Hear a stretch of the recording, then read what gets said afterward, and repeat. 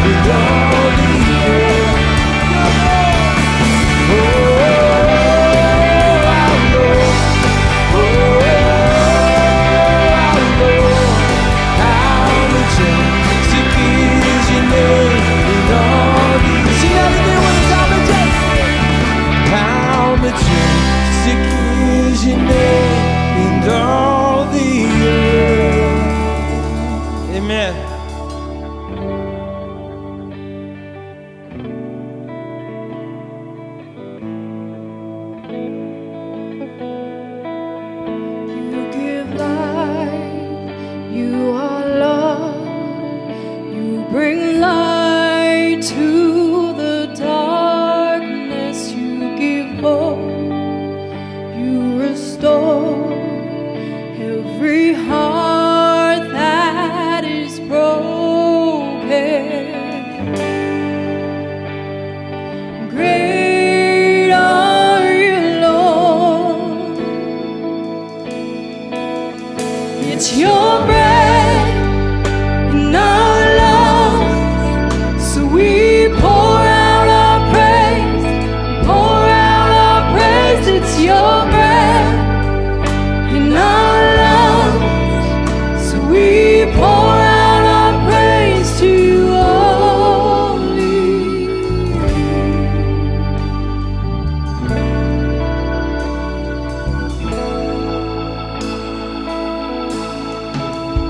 You give life, you are love, you bring light to the darkness, you give hope, you restore every heart that is broken.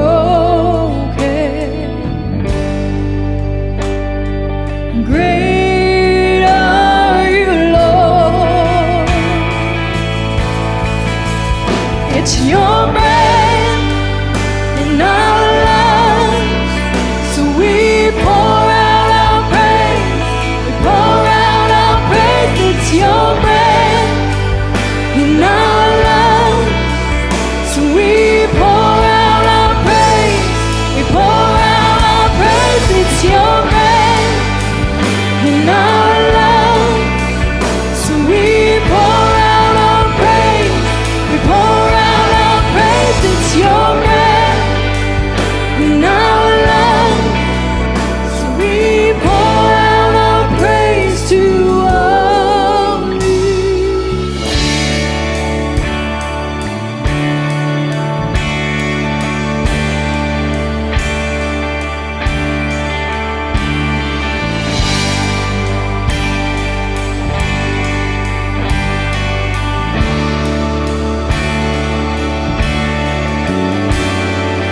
All the earth will shout your praise. Our hearts will cry, these bones will sing. Great are you, Lord. All the earth will shout your praise. Our hearts will cry, these bones will sing. Great are you, Lord. All the earth will shout your praise. Our hearts will cry, these bones will sing. Great are you, Lord.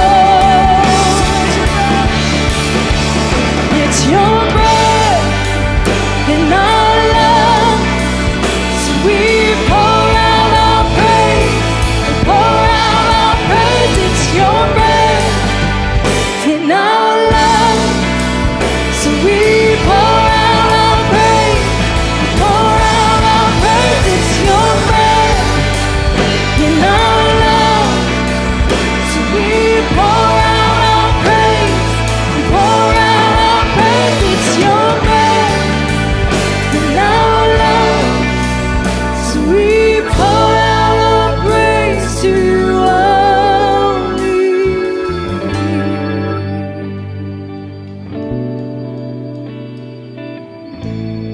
Thank you, Cypress Tribe and friends. Thank you for saving our home. Asante sana. Oh, thank you, Cypress Tribe and friends. On December the 12th, our orphanage at Springs of Hope, Kenya burned, and we came to you and we asked that you would step in and give these kids a hope and a future and to give. And we set an audacious goal of raising $100,000 during the course of this time. And yay, God, and way to go, Cypress. We've reached this goal, and these kids have a hope and a future because you You more than you cared and more than you prayed, you stepped in and you gave something. More than 150 of you stepped in to be a part of this Christmas miracle. From the bottom of our hearts, we thank you for your graciousness to us. Asante kuokoa nyumbani kwetu. Hi everyone, we are very grateful for saving our home. We are very sad after our home burnt down. We felt like we had no hope, but now since Mom told us what you have done for us, we have hope. Thank you very much. We know we have a father in America and we always pray for you. May God bless you and may He keep you safe. Thank you. I am so incredibly grateful to you all. I couldn't believe the morning I woke up and found out that our orphanage had practically burned to the ground, and didn't know what we were going to do, because this time of year is the year that we get ready for the kids to go back to school and raising money for that. But you guys stepped in, stepped up, and made it possible. I am so grateful. Our children are so grateful, and you've given hope to so many. Thank you so much. Yay, God, and way to go, Cypress. Asante sana.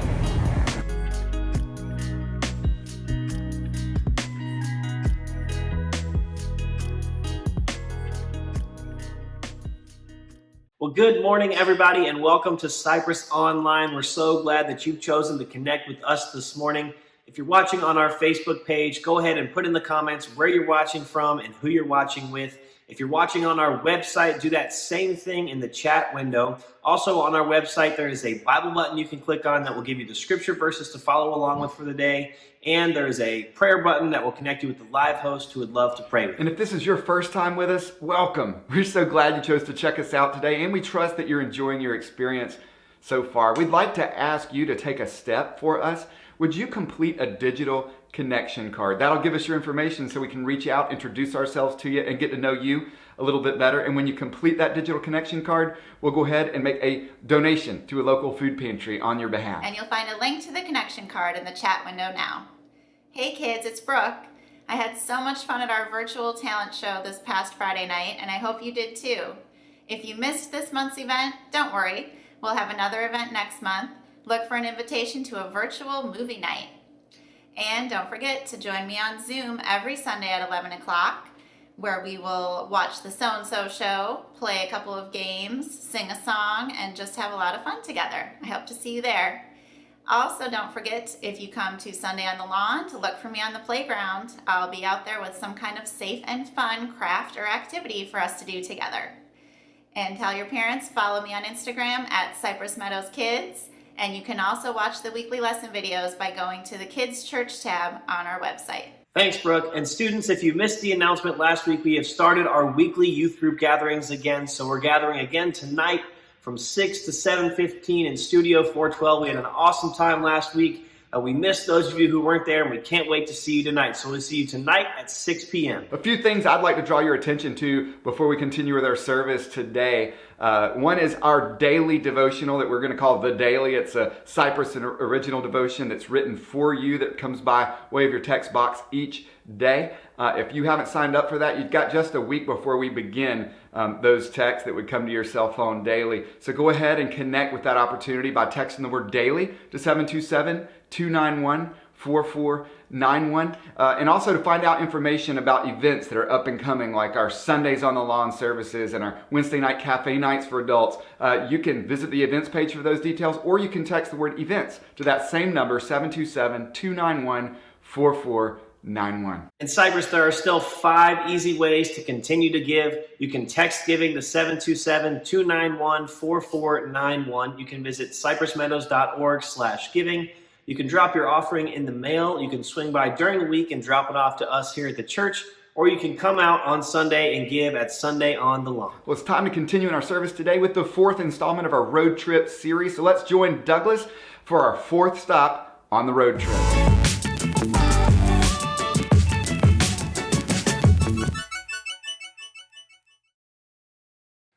Well, happy day and welcome to Cypress Online. It's a beautiful day to be alive and a day filled with so many possibilities, because I really believe that in a very wonderful and real way that God is with us in this moment.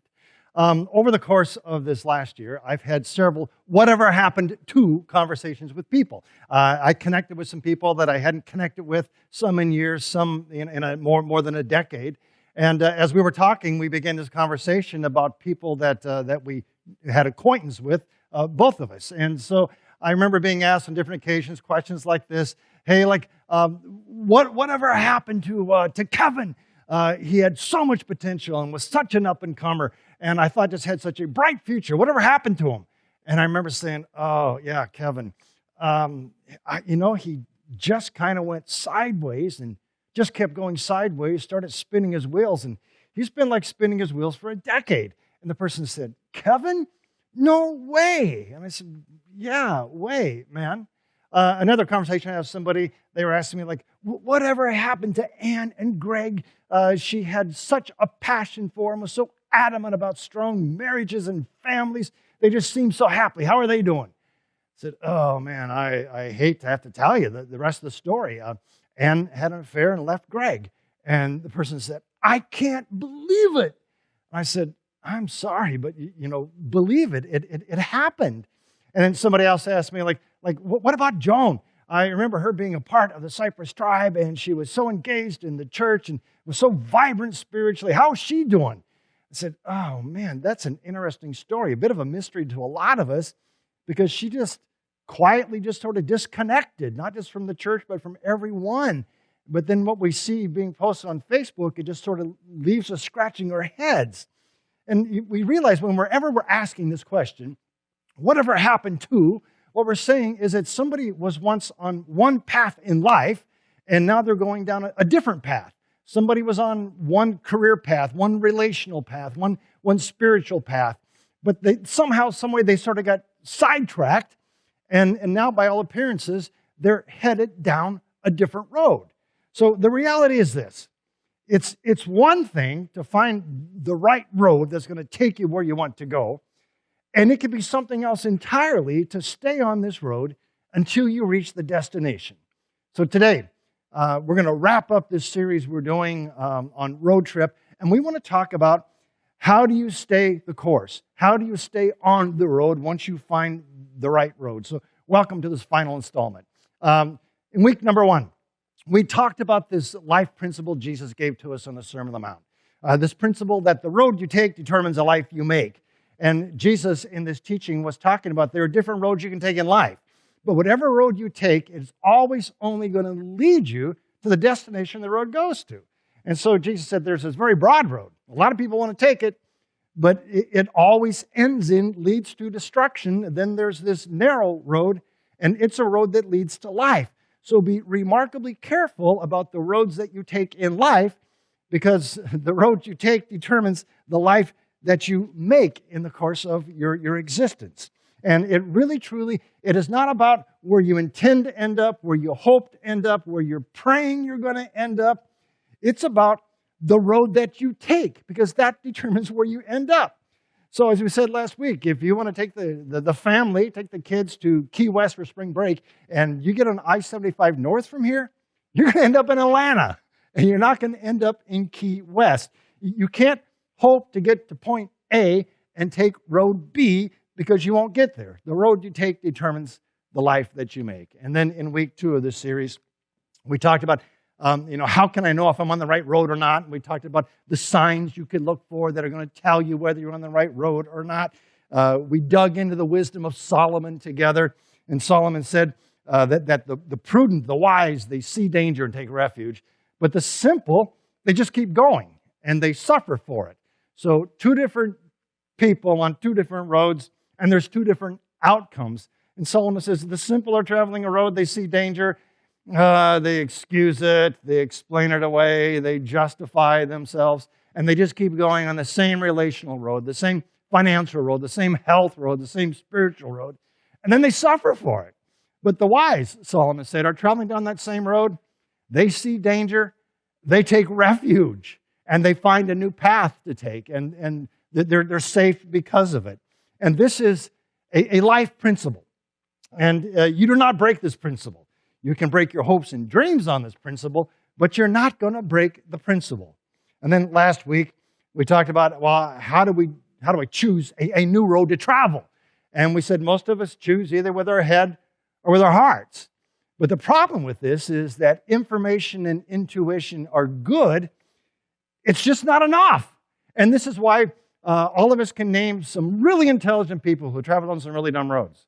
Or we know of folks who felt so good and so strong about a decision they make and a road they were going to take. But now you turn the calendar ahead a few months or a year or so, and they regret taking this road. And now, instead of feeling so good, they feel so mistaken. So we said intuition, information is good, but we need to add to this. We need to integrate into our lives the wisdom and the perspective of God. And Solomon said it like this in the book of Proverbs. Trust in the Lord with all your heart, and lean not on your own understanding. In all your ways acknowledge Him, and He will make your paths straight. Now, today, we're going to wrap up this series, and we're going to address how do you stay on the right road? Once you've found the right road, how do you stay on the right road? And the principle today is simply this, that attention sets direction. So if the direction we go determines our destination, what is it that sets direction? And it is attention that sets our direction. And our attention, there are things in our lives that either capture or grab our attention, or there are things that we pay or we give attention to. Now, some things just literally capture our attention. We weren't expecting it, but all of a sudden, boom, they capture our attention. When it captures our attention, it sets a whole new direction for our lives. It was September of 1976. I'm standing in a hallway at St. Paul College. And in front of me and by me walks this gorgeous brunette with a sassy strut. And she caught my attention. And I had to know, who is this brunette with a sassy little strut? And find out, it's Jackie Bishop. And it changed the direction for me because I was on one dating road before Jackie.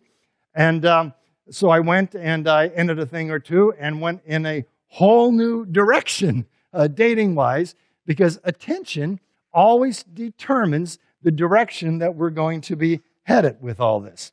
And this is true not just relationally, it's true in every area of life. It's true financially. What captures your attention will set your direction.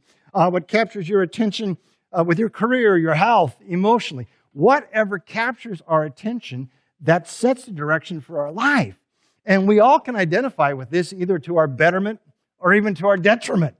Because I think we can all look back on our lives in one way or another, and we can name certain people, certain opportunities, certain job titles, certain purchases, but something captured our attention, and it changed our direction, and then we went down a road we now wish we'd never traveled, and we put it into our regret file. Ever go to the grocery store for one item and come back with 10? I mean, that is just my experience. Jackie doesn't like me to shop alone because she'll send me for one thing, and I come back with 10 things because there were 9 things on the display shelf that captured my attention. So usually we go shopping together. And when we go to Publix, the clerks have been trained to always ask, did you find everything you wanted or did you find everything you needed? And Jackie always responds by saying, yes, and more. And then she kind of gives me this condescending, self-righteous look because I tend to pick up things that captured my attention. Or maybe, have you ever been at this place where have you noticed how advertisers will do their best to hire a celebrity to peddle their project? Because their hope is this celebrity is going to capture your attention, and then you're going to buy their product. Because they know attention sets direction, and then direction determines your destination. It's interesting the language we use around this word attention. There are some things we say, well, it captured my attention, and then we talk about intentionality. And we say, I paid or I gave attention to something along this line. And probably every single one of us can look back over the course of our lives, and we wish now we had paid attention to something previously. We wish we'd paid more attention to the way we were spending money. We wish we had paid more attention to our health. We wish we had paid more attention to our first marriage, or to the lives of our kids spiritually. But we didn't pay attention because something else grabbed our attention, and that which grabbed our attention set a direction for our lives. And we can just think how different our lives would be today if we just paid attention to something else earlier in our life. So we either have our attention, it's either captured or grabbed and taken a direction, or we intentionally put it into a direction. But either way, whatever we're giving attention to is setting the direction for our lives. And so over and over again in the scriptures, they say to us, pay attention to what you pay attention to. Pay attention to what you pay attention to. All right, we're going to look at some of the wisdom of Solomon again on this. And in the book of wisdom, Proverbs chapter 4, Solomon talks about this principle, that attention sets direction. Beginning in verse number 20, Solomon says this, "My son, pay attention to what I say. Listen closely to my words." And it's the word pay, doesn't that imply that there's a cost when you are giving your attention? That if you're going to pay attention to your health, it's going to cost you something. Maybe it's going to cost you that supersized dessert. Maybe it's going to cost you some salt or some sugar. Maybe it's going to cost you some exercise. But when you pay attention, it's going to cost you something. Or when we pay attention, we're traveling a financial road, that too is going to cost you. It may cost you some time because you're going to delay a purchase. Or maybe it's going to cost you some downsizing. But the word pay implies a cost, and Solomon says to us, okay, it's worth the price. Pay attention. Verse number 21, he says, "And do not let them out of your sight, and keep them in your heart." Jackie and I had the wonderful opportunity to go to Venice, Italy, a number of years back. And beautiful city, and there's so many things I couldn't wait to see and do. And as we were mapping out what we were going to do for the day, off in the distance, I saw the spire of a cathedral. And I love going into cathedrals that have been around for 1,000 years or more, to go in and pray and worship in a place that people have been praying and worshiping for 1,000 years. So I said, let's go there. So we got out our map. But the problem is, if you've ever been to Venice, you know, the streets are remarkably narrow. And the buildings are really tall. And it's like walking through this canyon. And the way they organize the streets, it's just a literal mess. And I was thinking, this must how a rat must feel in a maze. And so after 10 minutes, we weren't any closer. And we got out our map and looked again. And then 10 became 20, and 20 became 30, and then 40 minutes, and we still weren't any closer to this cathedral. And we were hot, sweaty, tired, hungry and thirsty, just hangry. So finally, I just saw this restaurant and said, forget about it. You know, I don't care if we make it to this cathedral or not. Let's just go to this restaurant and let's get something to eat with all of this. And the principle is really this. When you lose sight of a goal, you just lose the heart to go on. Like, I don't want to try and find this cathedral. And I've seen this happen in marriages over the years where a couple have this goal of becoming one, of being soulmates, but there's so much confusion and so much hurt, and there's disrespect, and there's arguments that never get resolved, and then disdain comes in for each other, and they lose sight of the goal of the relationship they want to have. And when you lose sight and think you can't get there, you lose heart, and you just give up. So Solomon says to us, put your eyes where you're headed. Don't just look at where you are. Keep focused on where you want to be. And verse number 22, Solomon says, for they are life to those who find them, and health to a man's whole body. So he's saying to us, think about it, all right? Stay on the road. I know it's hard now, but there's life ahead. There will be financial freedom. It's a tough road now, but you're going to be able to get there. You will be soulmates in your marriage. Continue moving forward in this. You will get in shape. You will have health again. Spiritually, you will know life. So keep focused now on this end goal. And then verse number 23, he says, and above all else, guard your heart, for it is the wellspring of life. And back to the heart again.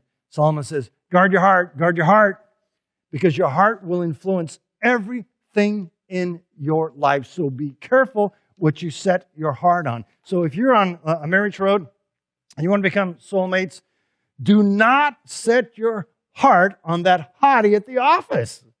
If you're on a financial road and you want to get to financial freedom, then do not set your heart on that home that is beyond your pay scale. If you're on a spiritual road, do not set your heart on anything that's going to lead you away from God. Guard your heart. Guard your heart, Solomon says, if you want to reach the goal on this road. Verse number 24. He says, and put away perversity from your mouth. Keep corrupt talk far from your lips. Isn't this interesting? I mean, Solomon knows, and he's dialing us in here, that what you talk about helps set your attention. And the more you talk about it, the more you set attention on it. I remember once a woman who was having so many challenges in her marriage, and every conversation she was in centered around the problems in her marriage. And all she could talk about how bad things were, how unhappy she was, and listing all of her spouse's faults. And then she got together with some other gals who were not happy. And they had these husband-bashing sessions. And I don't have to tell you how it ended. You know exactly how it ended. So much attention got put on how horrible he was and how bad the marriage was, it ended in divorce. And so Solomon says to us, okay, just put aside perversity from your mouth. No corrupt talk. Keep it far from your lips if you're going to stay on this road. Verse number 25. He said, and let your eyes look straight ahead. Fix your gaze directly before you. My Jackie's a multitasker. And so whenever we go sailing and she's at the helm, she's multitasking. And oftentimes she's on her smartphone on some app or some site of one. And I'll be busy in the boat doing something, and I'll look up and I'll look at our trail in the water and realize we've done a serpentine trail. And I'll say to her, Shetty, hey, we're going that way. And I've been guilty of the same. That I'm at the helm, and I'll look at my chart plotter, and I'll be spending some time figuring something out of where we're going, only to realize I've gotten 90 degrees off course. Like, how did this happen? Why did this happen? Well, it happened because your attention sets your direction. So Solomon says to us, fix your gaze straight ahead. So if you're in a marriage and you're wanting this marriage to be alive and full of life and intimacy and closeness, set your gaze straight ahead. I don't care what hottie's in the office. Just look straight ahead. If you're on a health road, don't go over and stand there at the dessert bar and salivate over it. Keep your eyes straight ahead. If you're on a financial path and you want to get to financial freedom, then maybe you shouldn't be putting your eyes on Amazon and Pinterest. Keep your gaze, your focus straight ahead, Solomon says to us. Now verses 26 and 27. He says, make level paths for your feet. Take only ways that are firm. Do not swerve to the right or the left. Keep your foot from evil. That is, make a decision. Where do you want to go? And then put your attention only on the things that are going to get you there. Don't swerve like, hey, what about this? Or hey, what about that? Stay focused, because you don't one day want to be the person that people are saying, whatever happened to. You want to be the person that people come to and that say, tell me how you did it. What road did you take? Attention sets direction. So let me wrap this up with a couple of questions. And the first question I want to ask is this. Who or what has captured your attention? For better, for worse, or for good, or for bad? Who or what right now has captured your attention? And a second question I want to ask is this. What do you need to begin paying attention to? Some of you need to begin paying attention to the spiritual road you're on, because you're drifting. When Jackie and I are sailing and get off course, we don't intend to get off course. We just drift because we're not paying attention. And some of us during this time have been drifting spiritually. It's time to make a good assessment of where we are and make some course corrections and get on path. Others of us, maybe it's our health, maybe it's our marriage, maybe it's our finances, our kids, some other relationship. Don't get distracted or you'll drift. The scriptures say this in the book of Hebrews chapter 2 and verse 1. says we must pay more careful attention so that we don't drift away. Do you hear that warning? Pay attention or you'll drift. You know, when this service is over, everything in your life is going to be exactly as it was before it began. And the real question is really not, what do you hope happens after this? Or what do you pray happens after this? What do you intend after this? The real question is, what are you going to do? What are you going to do? Pay attention to what you pay attention to. Because what you pay attention to is going to set your direction. The direction will determine your destination. All right, I invite you to pray with me. Father, we pause. And for 4 weeks, we have been looking at these principles from your word. The principles that lead to the life that is life, the life we desire to experience. And I pray right now, God, for any of us who've been drifting, draw it to our attention, speak to us now, call us back on course, for you're leading us to life. Father, help us to take these principles and not just hear them and not just believe them, but begin living them out in our life, that we might go down the road that leads to life. For that is where your Spirit is taking us. And we pray this in Jesus' name. Amen. Cypress, God bless you. And blessings on your week. And we'll see you next weekend on Cypress Online.